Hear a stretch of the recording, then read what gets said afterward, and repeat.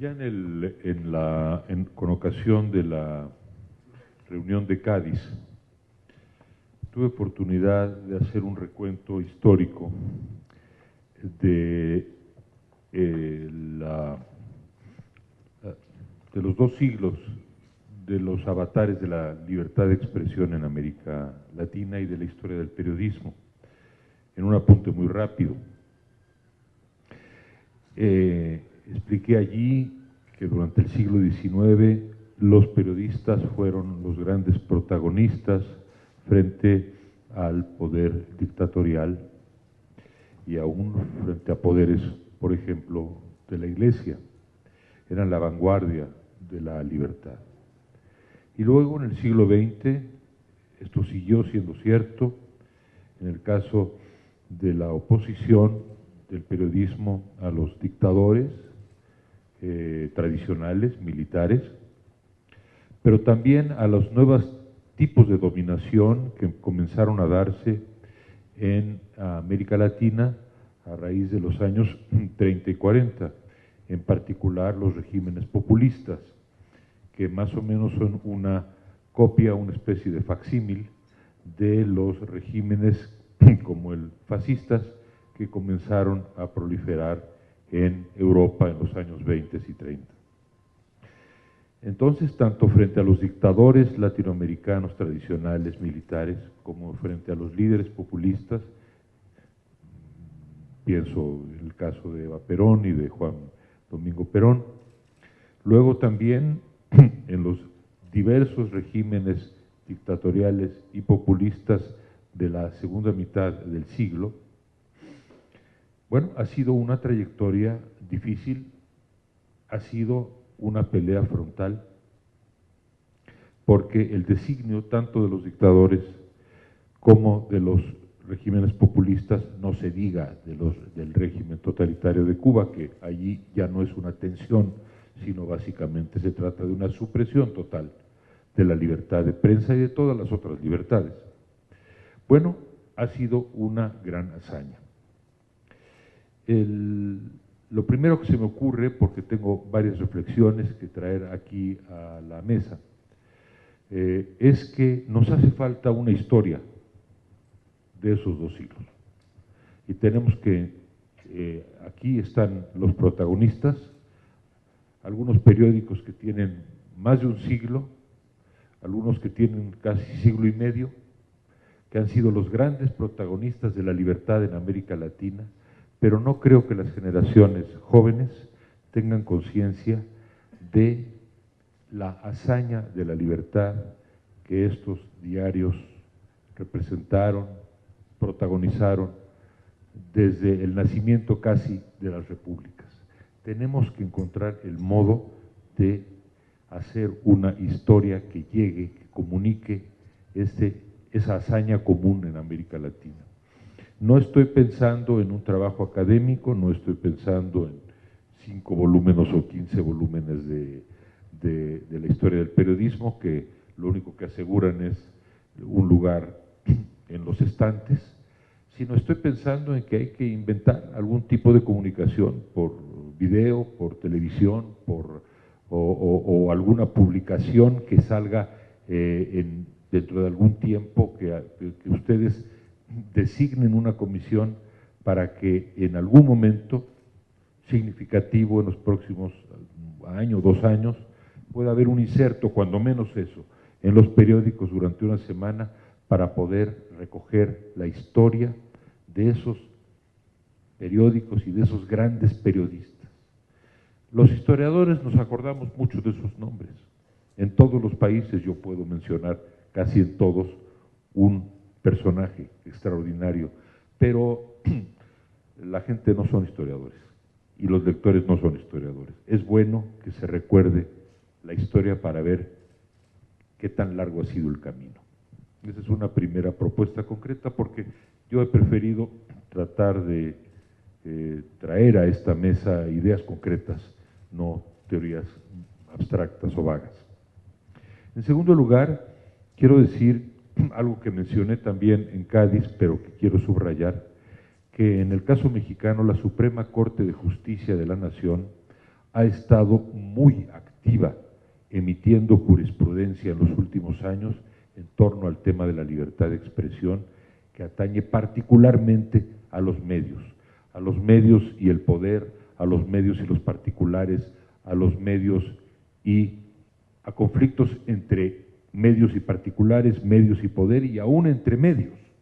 Es muy interesante que ustedes pudieran, de alguna forma, tener acceso a los materiales, sugiero, a los materiales que la Suprema Corte de Justicia en México ha ido, la jurisprudencia que ha ido emitiendo la Corte, porque es, en muchos casos, en particular en uno que me tocó litigar allí, o ser uno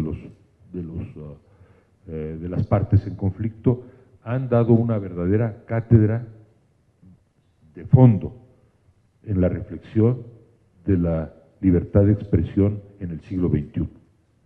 Segunda propuesta concreta, entonces, buscar el acceso a la nueva jurisprudencia que en los últimos 10 años ha ido emitiendo la Corte en México, porque al leer esos laudos he pensado mucho en Ecuador, por ejemplo.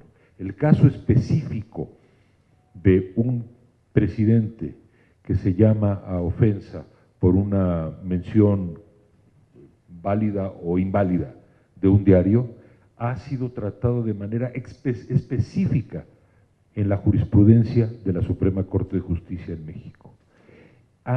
Y lo han hecho con una extraordinaria profundidad. De veras da orgullo ver a qué grado de profundidad y claridad han llegado. En específico, en ese tema, por ejemplo, al explicar con lujo de detalle histórico y jurídico y filosófico por qué cuando a mayor visibilidad y responsabilidad de un protagonista es mayor la exposición que tiene que tener a la libertad de expresión, aunque esta libertad de expresión lo signifique a su juicio un vejamen. Entonces, segunda propuesta concreta, buscar el modo de tener ese acceso, y estoy seguro que están en línea esos dictámenes. Entonces, comunicar la historia de la hazaña de la libertad de los diarios y los protagonistas y los grandes periodistas y pensadores, que todos fueron periodistas en el siglo XIX y muchos en el siglo XX. Hacerlo con eficacia, por televisión o cuando menos en un suelto en los periódicos. Pero ahora quiero hablar de un tercer tema que atañe a la cultura democrática. Llevamos apenas un par de décadas en que todos los países de América Latina, salvo uno, están en democracia. Es una democracia imperfecta, es una democracia muy acotada en el caso de los regímenes populistas, pero finalmente, salvo Cuba, es el momento en que América Latina, en su historia, se puede decir que en casi 200 años, prácticamente el continente es democrático. Pero como nuestro pasado no nos preparó para la democracia, como nuestra cultura viene de otra tradición, y como en la historia los siglos son 2 siglos son muy poco tiempo, bueno, y como además hemos tenido tantos regímenes dictatoriales, anárquicos, revoluciones de toda índole, habitamos, y en particular pienso en México, ya nos cambiamos a habitar, ya nos cambiamos a la casa de la democracia. Lo que pasa es que no sabemos dónde está la cocina ni el baño, no nos encontramos todavía a gusto porque nos falta la cultura de la democracia. Ya tenemos las formas de la democracia, incluso tenemos las instituciones de la democracia. Nos falta la cultura democrática, la cultura del debate, la cultura del pensamiento, la cultura de la tolerancia sobre todo. Y esto, bueno, yo sé que toco una fibra muy delicada en Argentina, en Ecuador, en Venezuela, en Bolivia, pero también en México, en todas partes tenemos esto. Entonces, yo aquí tengo una hipótesis que quiero tratar de transmitirles. Nosotros, los que escribimos, los que publicamos, revistas, periódicos, somos los practicantes de lo que debe de llamarse la cultura libre. La cultura libre, diferenciándola de la cultura académica. La cultura académica, por definición, la que ocurre en las universidades, es la que transcurre entre el profesor y sus alumnos. Es un paradigma y va a estar siempre allí. Las universidades tienen una misión. Pero tenemos que preguntarnos qué está pasando con la cultura democrática dentro de las universidades. Tengo la impresión de que hay una gravitación autoritaria en las universidades, una proclividad al pensamiento ideológico, al pensamiento autoritario, en muchas universidades, sobre todo en aquellas en que no se vive una situación dictatorial o populista. Voy a poner un ejemplo.